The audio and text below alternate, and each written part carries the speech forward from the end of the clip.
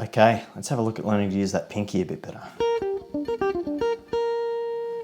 Okay, there are three main things that you'll need to think about when you're getting this pinky into position so that it's easier to control. Your thumb, your hand, your palm, and the other fingers. Okay, so we'll start with the thumb. Now, depending on which strings you're playing on, your thumb will either tend to be in a higher position, peaking slightly over the top of the neck, or a lower position, sort of halfway down the neck, but in that plane. So it shouldn't be pointing over towards the headstock, and if it does, it really changes the angle of your pinky. So thumb should be in that plane. Whether you like to have it a little bit higher or a little bit lower will depend on your hand shape and your guitar shape and where you're playing, but make sure it's in that direction.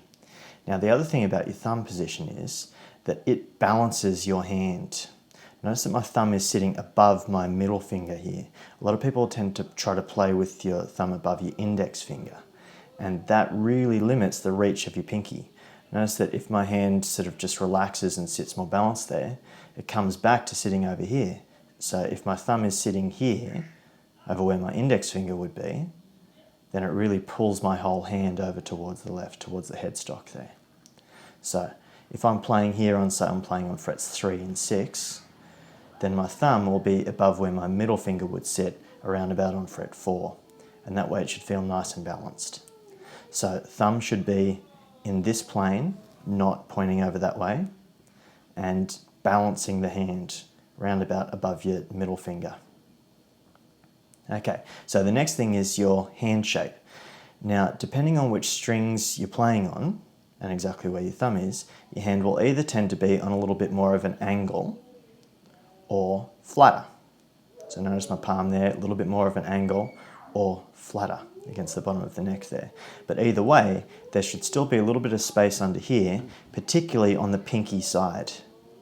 So if I try to play like this, it really limits my pinky.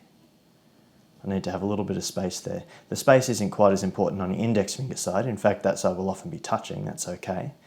But whether you've got a flatter hand position like that, or a more angled hand position like that, there should still be a little bit of space there so it's not cramping that pinky. Okay, so we've got the thumb, we've got the hand, and the third thing to think about is your other fingers. Now, what a lot of people do is this. Whenever you try to play with your pinky, the other fingers will tend to fly away a little bit.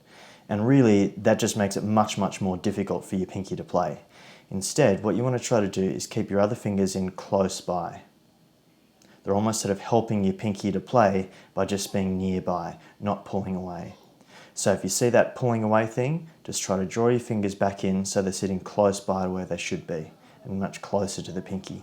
If you need to compress them so they can't stretch out across, one finger per fret, that's okay. You're just getting the idea of keeping your fingers in nice and close. Okay, so thumb, hand, other fingers. And once you've got all three of those things working together, then it should be okay to find a position where you can alternate between your index finger and your pinky without having to jump around too much. If there's a little bit of sort of hopping, that's okay, as long as your fingers aren't flying out. But you don't want to have to be sort of doing this, where you're really changing your whole hand position a lot.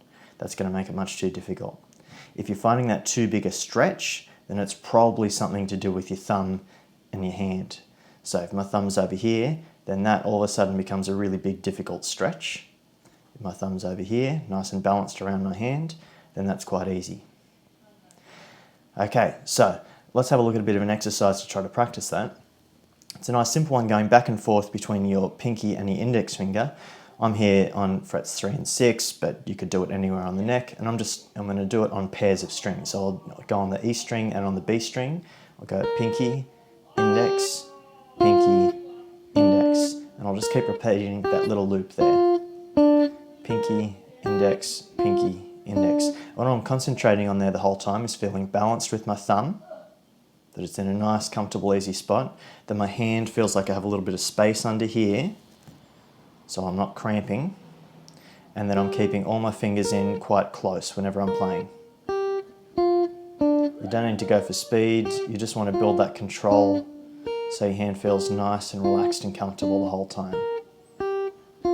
Now you want to practice this on different pairs of strings. So here I'll do it on, say, the G string and the D string. Notice that as I go on to the thicker strings, you'll see my thumb tend to come down a bit more and the hand itself tend to be a bit flatter, but it won't cramp the bottom of the neck.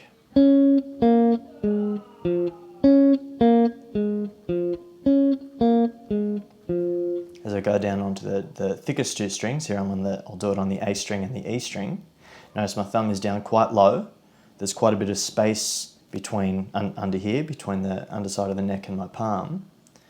But it's still, the thumb is still on the same plane, it's not pointing over that way. There's still that nice space underneath the neck there, and my fingers will still not be flying away like this.